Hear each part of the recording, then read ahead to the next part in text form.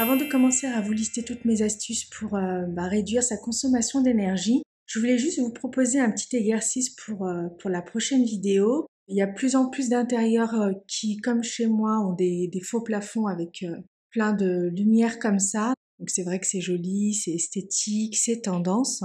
Mais bon, il faut bien l'avouer, c'est pas du tout économique. Pour la prochaine vidéo, je vous mets au défi de déconnecter certaines ampoules pour adapter la lumière en fonction de vos besoins. Donc comme vous pouvez le voir, nous on a commencé déjà à en déconnecter une ici. On va également faire celle-ci prochainement. En fait, on n'a pas d'escabeau, donc c'est un peu système D. Au niveau de la salle à manger, pareil, on en a déconnecté une ici. On pense du coup faire celle-ci en plus. Donc voilà. Le fait de déconnecter une ampoule sur deux, mine de rien, ça fera quand même 50% d'économie d'énergie, ce qui n'est pas négligeable. Par contre, il faut bien les déconnecter, hein, c'est-à-dire qu'il faut les dévisser de façon à ce que ça n'aille pas jusqu'au bout. Parce que sinon, si vous mettez pas d'ampoule, forcément, ce sera pas très joli. Donc, je vous mets au défi de faire ça pour la prochaine vidéo. Et donc là, je vais vous lister mes autres astuces. Donc, on va commencer avec les réflexes à adopter en cuisine.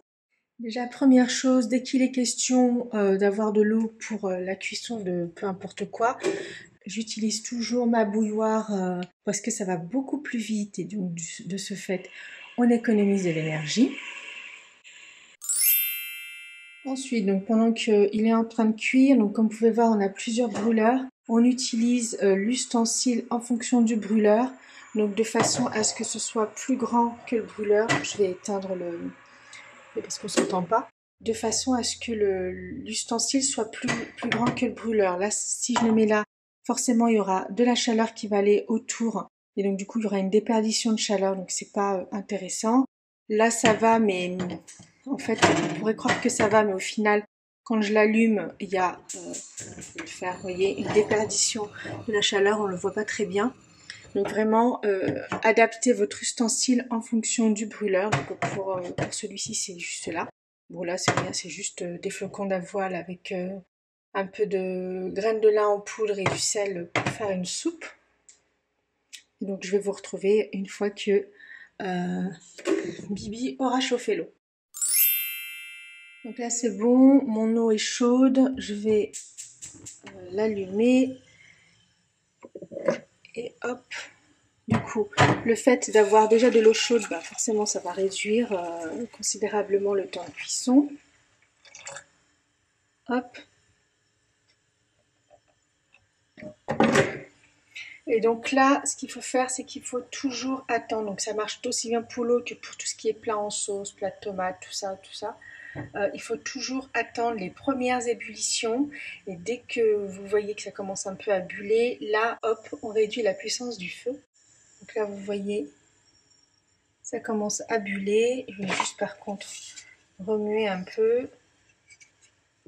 Pas évident de le faire avec la main gauche.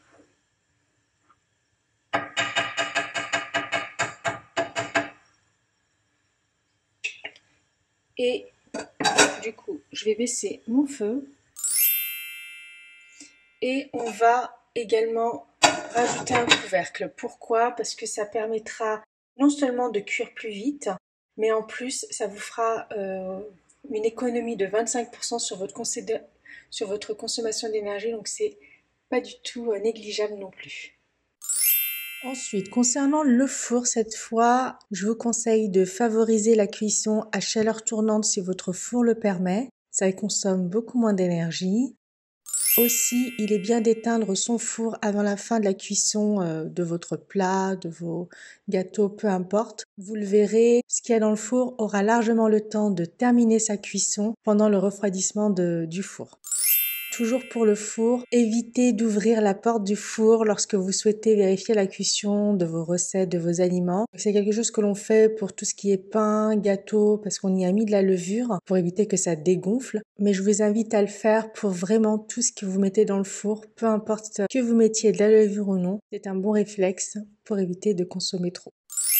Alors, pour la vaisselle, cette fois, donc bien évidemment, le plus économique en termes d'énergie et non pas d'eau, vraiment en termes d'énergie, c'est bien évidemment de faire notre vaisselle à la main. Mais si on n'a pas envie de mettre notre lave-vaisselle au chômage technique, chose que je peux comprendre, c'est vrai que c'est dur de repartir en arrière. Ces deux astuces-là fonctionnent aussi bien pour le lave-vaisselle que pour le lave-linge. Il faut bien évidemment éviter de le lancer vide. Attendez de bien le remplir avant de les lancer. Ça vous fera des économies.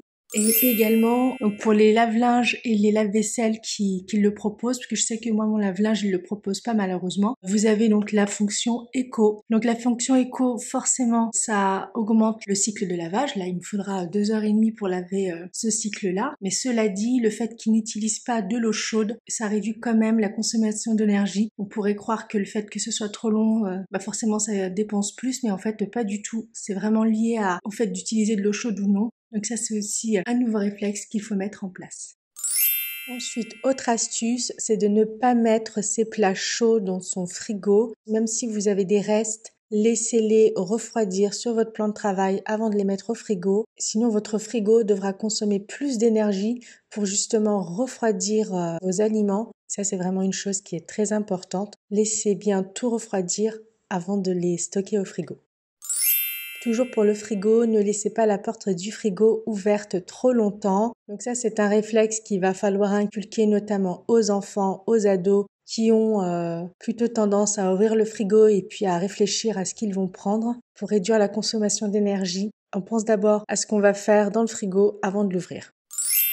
Donc juste avant, je vous avais parlé du fait de laisser vos aliments refroidir avant de les mettre au frigo. Et donc justement l'inverse, le fait de décongeler ces aliments. Moi, je me sers toujours de mon frigo pour décongeler tout ça. Le froid émis par le produit congelé, en fait, il va devenir une source de fraîcheur pour les autres aliments qui sont présents dans le frigo, ce qui diminuera la consommation d'énergie de votre frigo. Et si vous n'avez pas de place dans le frigo, pas de panique, il n'y a pas de souci. Dans ce cas-là, je vous conseille de les décongeler à l'air libre. On oublie le micro-ondes.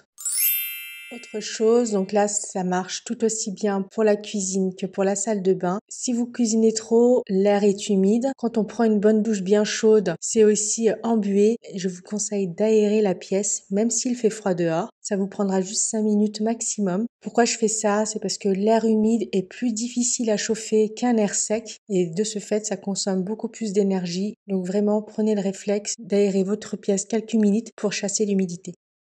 Et maintenant, je vais me focaliser sur tous les réflexes à adopter pour tout ce qui est entretien. Donc bien évidemment, c'est logique. On évite au maximum d'utiliser les appareils qui nous aident à faire le ménage. Ça, je sais que ça va pas être simple. Peut-être justement en profiter pour déléguer, responsabiliser vos enfants pour leur donner cette tâche à faire. Donc on utilise le bon vieux balai et la bonne lavette pour nettoyer le sol. Ensuite, il est aussi super important d'entretenir ces appareils, que ce soit le lave-linge ou le lave-vaisselle. Donc, on nettoie bien les filtres, on lave bien le bac à lessive, vraiment de façon à ce que l'appareil fonctionne de manière optimale. Il faut qu'il soit bien propre, ça évite aussi de consommer beaucoup trop d'énergie.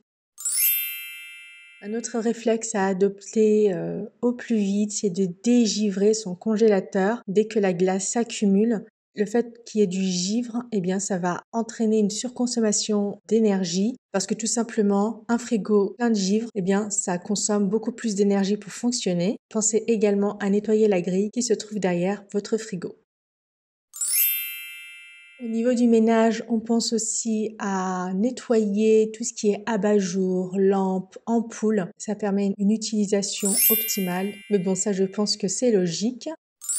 Ensuite, au niveau des radiateurs, donc là, je voulais vous dire deux choses. La première, c'est qu'il faut penser à purger régulièrement les radiateurs à eau. Ça, c'est une chose qu'il faut faire au moins une fois par an pour qu'ils fonctionnent mieux et qu'ils consomment moins. Et aussi, je vous conseille de ne rien laisser devant votre radiateur, que ce soit les rideaux, que ce soit les bibelots, que ce soit les meubles. Si c'est le cas chez vous, je vous conseille de bien désencombrer pour permettre à la chaleur de se diffuser de façon optimale dans votre intérieur.